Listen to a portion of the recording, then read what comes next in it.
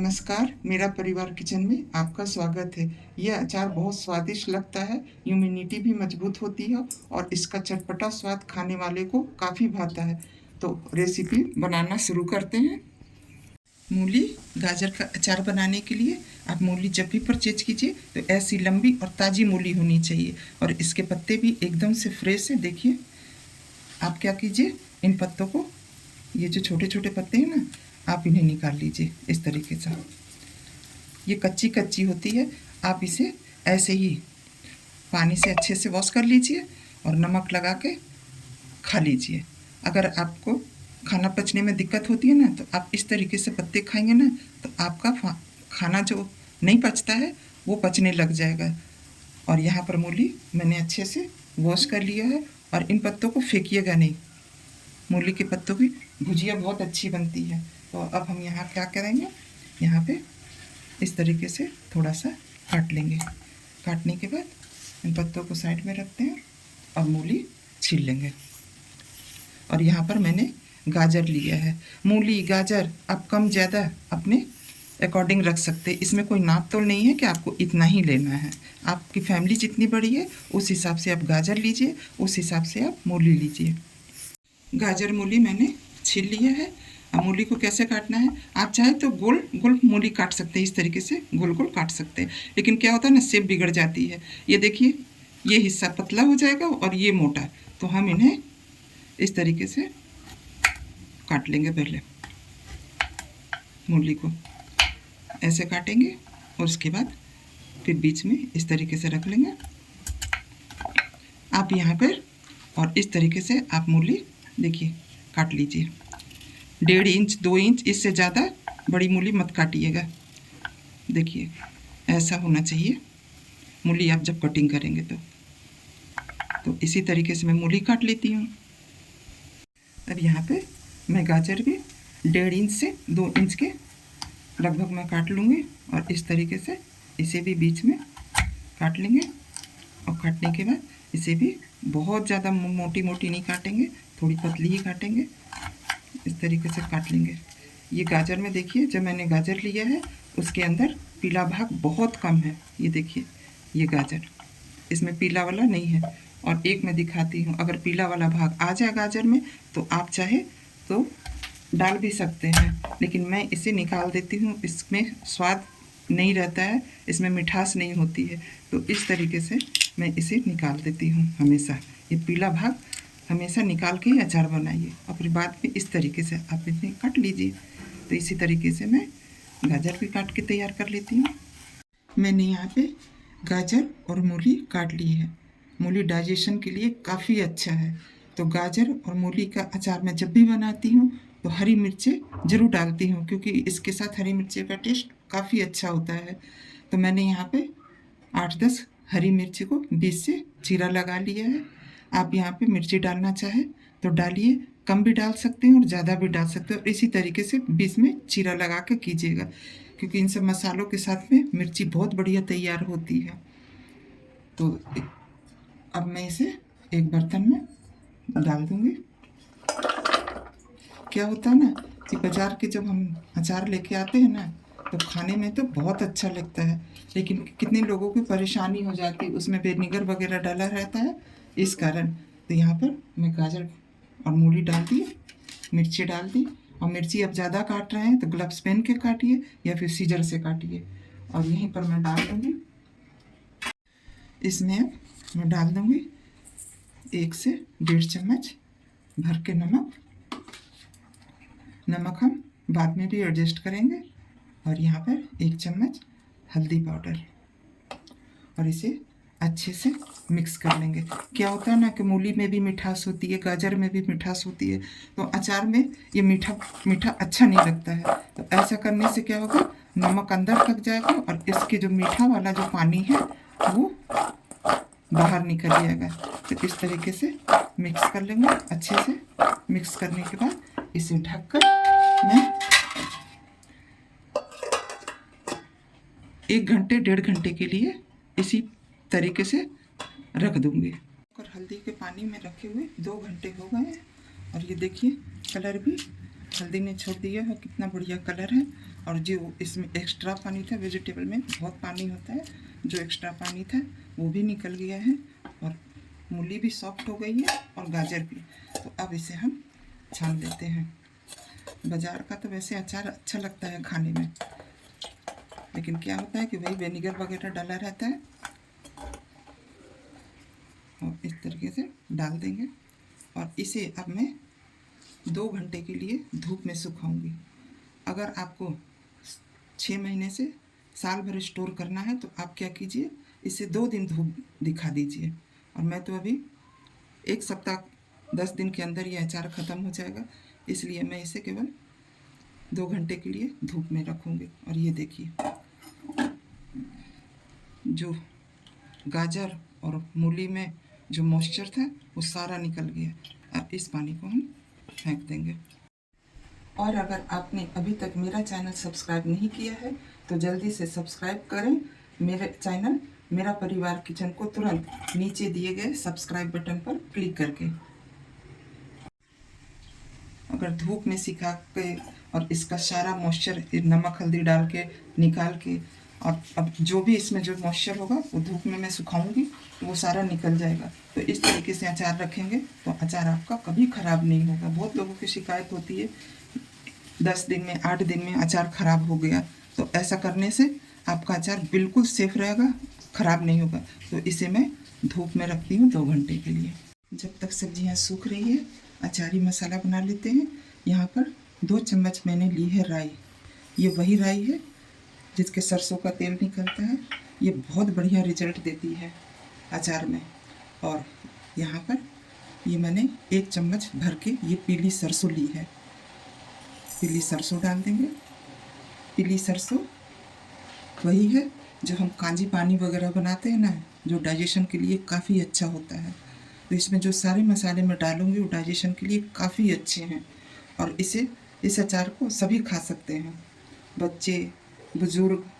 और यहाँ पर मैं ली हूँ ये 10-12 दाने काली मिर्च के। काली मिर्च का असर तो आपको पता ही हुआ है, गले के लिए काफ़ी अच्छा होता है।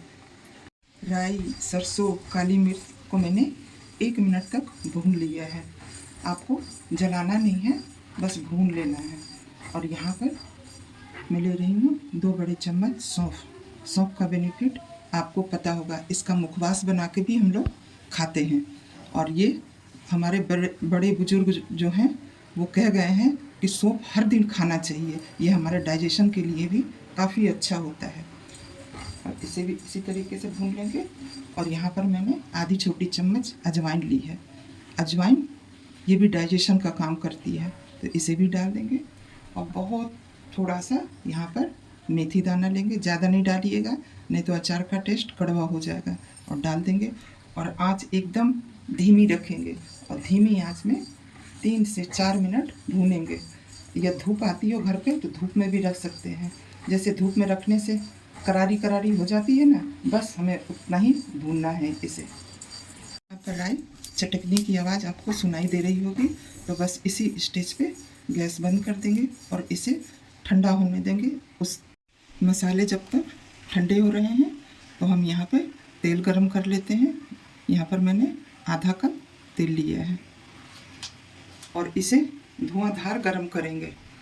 पहले के तो हमारी जो नानी दादी हुआ करती थी, अचार डालती थी तो वो कच्चा ही सरसों तेल में डालती थी, लेकिन बहुत लोगों का कच्चा फ्लेवर सरसों तेल का बहुत झांस आती है तो पसंद नहीं आता है। तो आप इस तरीके से गरम करके डालिए और खूब धुआंधार गरम होने दीजिए। यहाँ पे सरसों तेल धुआंधार गरम हो गया है, तो अब यहाँ पे क्या कीजिए, गैस बंद कर दीजिए और थोड़ा सा ठंडा होने दीजिए।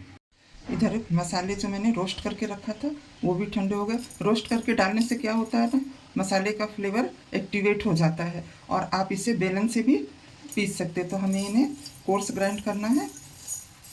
ये मसाले देखिए मैंने कोर्स ग्राइंड कर लिया है, दरदरी पीस लिया। अचार आप कोई सा भी बनाइए, मसाले को बिल्कुल फाइन मत कीजिए। डाल देते हैं इसमें। अब इसमें मैं कुछ मसाले मिलाऊंगी। यहाँ पर मैंने ली है 1 चम्मच भर के कश्मीरी लाल मिर्च। ये तीखा नहीं होता है, इससे कलर बहुत अच्छा आएगा। और यहीं पर डाल देंगे 2 बड़े चम्मच आमचूर पाउडर। और यहीं पर डाल देंगे ये कलौंजी। कलौंजी का बेनिफिट आपको पता होगा, ये 100 बीमारियों का इलाज करती है, इसमें बहुत सारे गुण हैं। और इन्हें मिक्स कर देंगे इस तरीके से। अचार में कलौंजी ज़रूर से डाला जाता है, बहुत फ़ायदेमंद है ये कलौंजी। बहुत ही बढ़िया अचारी मसाला बनके तैयार है।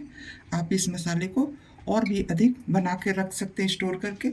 और जैसे आपने मिर्ची की अचार बनाई, लाल मिर्च की अचार बनाई, तो आप ये मसाला यूज कर सकते हैं। अचार इतना बढ़िया बनेगा ना कि आपको यकीन ही नहीं होगा कि अचारी मसाले से इतनी बढ़िया अचार बन जा के तैयार होता है। और यहाँ पर आप चाहे स्टोर करके रख रहे हैं तो थोड़ा सा नमक मिला दीजिए। इधर तेल थोड़ा ठंडा हो गया है, तो यहाँ पर मैंने 1 बड़ा चम्मच बारीक कटा हुआ लहसुन डाल दूँगी। यहाँ पे आप लहसुन खाते हैं तो ज़रूर डालिएगा। लहसुन गाठिया वगैरह के लिए बहुत ही फ़ायदेमंद है। और ये हींग ली है मैंने। हींग बहुत ज़्यादा मत डालिएगा, बस थोड़ा सा डालिएगा। हींग भर भर के डालने से क्या होता है, टेस्ट ख़राब हो जाता है। और इसे मिक्स करेंगे। लहसुन को जलाना नहीं है, इसलिए मैंने आपको पहले कहा था कि धुआंधार गर्म हो जाए, उसके बाद थोड़ा सा ठंडा कर लीजिएगा। और इसका फ्लेवर बहुत ही ज़बरदस्त निकल कर आता है अचार में। और इसे और भी थोड़ा सा ठंडा करेंगे, बहुत ज़्यादा नहीं, बस हल्का सा और ठंडा करेंगे। इन सब्जियों को रखे हुए 2 घंटे हो गए, इनका सारा मॉइस्चर ड्राई हो चुका है, ये देखिए। अब यहीं पर ये जो अचारी मसाला बना के रखा था डाल देंगे। मसाला अब कम या ज़्यादा अपने हिसाब से, बहुत घरों में मसाला ज़्यादा खाया जाता है, बहुत घरों में कम खाया जाता है, तो अपने अकॉर्डिंग यहाँ पे मसाला आप एडजस्ट कर लीजिएगा।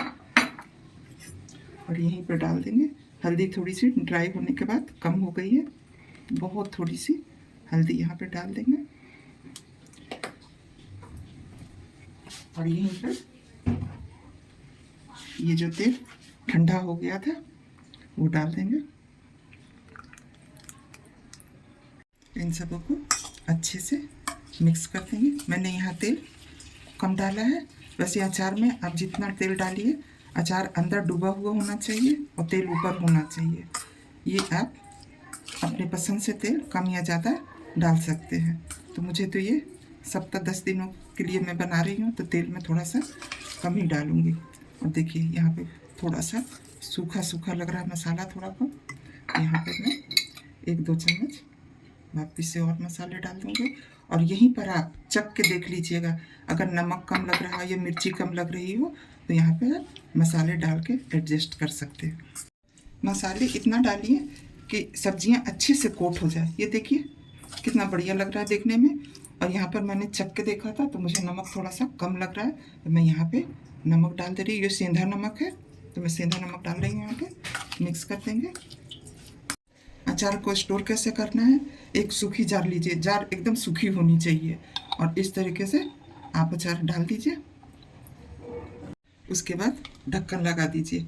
अचार तो वैसे आप खा सकते हैं, लेकिन इसका सही टेस्ट 2-3 दिनों के बाद ही आएगा, क्योंकि सारे मसाले वगैरह सब एक दूसरे में मिलजुल जाएंगे। उसके बाद आप खाएंगे ना तो असल टेस्ट आपको 2-4 दिनों के बाद ही मिलने वाला है। तो आप ऐसे करके रख लीजिए, और जब आपको खाना है सूखी चम्मच लीजिए और सूखी चम्मच से निकालिए और थाली में लगाइए। ये अचार इतनी स्वादिष्ट होती है कि आप पूड़ी है, चावल है, या रोटी के साथ खा रहे हैं या पराठा के साथ खा रहे हैं, आपको सब्जी की भी ज़रूरत नहीं पड़ेगी। बहुत ही बढ़िया अचार बन के तैयार होता है। पचरंगा अचार है ये, और टेस्टी है, हेल्दी है।